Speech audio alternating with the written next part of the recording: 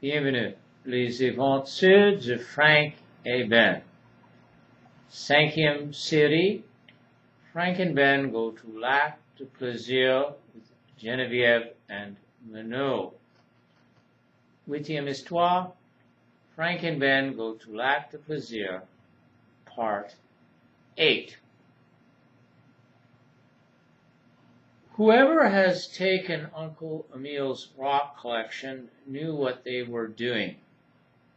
Its estimated worth, as he tells Professor Bedard and his young companions, is at least $5,000. Strange as it might seem, however, it's not the financial loss which grieves him. It's the fact that these rocks have for him, and it's to his credit that he can see the humorous side of this as much as Frank and Ben, not that the boys laugh at anything he says, but only smile when he refers to these rocks as being like little children, a certain sentimental value. Nonetheless, as he argues quite effectively, the emotional attachment is justified in that the collection was started very early in his life and with utmost passion. Fortunately, Professor Bedard, a man of generous instincts, is willing to overcome his complete disinterest in rocks, except for lake ones, to attend to his friend. Patiently he listens while Uncle Emile, after having led him and the others to the rock room, which of course is empty, and after having explained to them how the thieves managed to confiscate and carry off over 9,000 rocks, goes into a lengthy explanation of how these rocks had acquired a definite market value and how this information had become available to a group of rowdy cottage owners with definite ties to a motorcycle gang. However, so skillful were the thieves in covering their tracks that, as the police told him a short time ago, there was little they could do beyond recording the theft.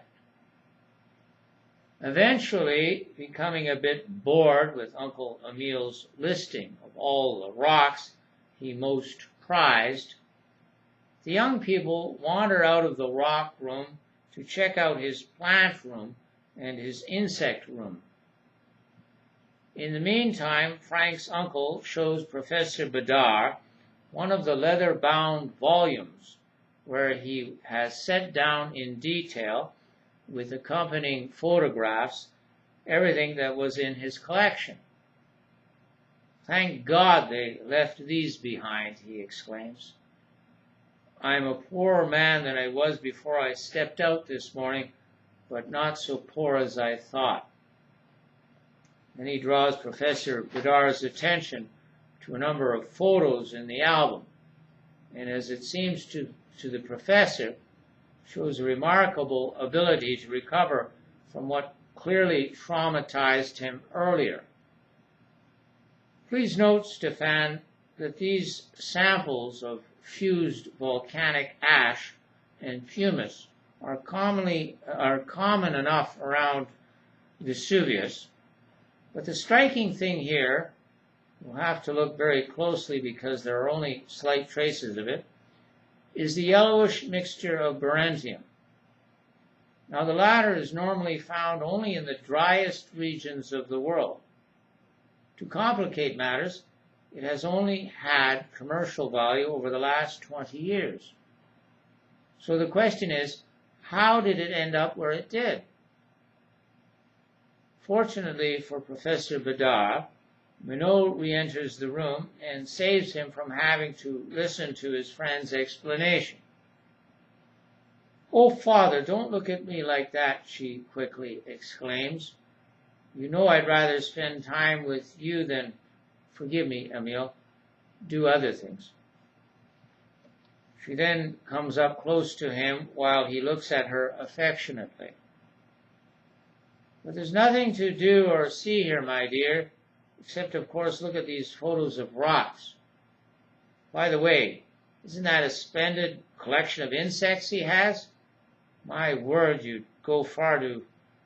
Good thing it wasn't broken or damaged.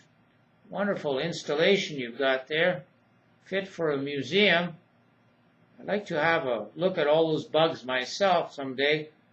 But don't you think, Emile, we should chase these young people outside so they can do their own thing? Oh, not that they haven't been having a good time so far. But the fact is I've been feeling a bit guilty of late on account of Frank and Ben. And most particularly on account of Frank, who, as it seems, has a crush on Minot's best friend.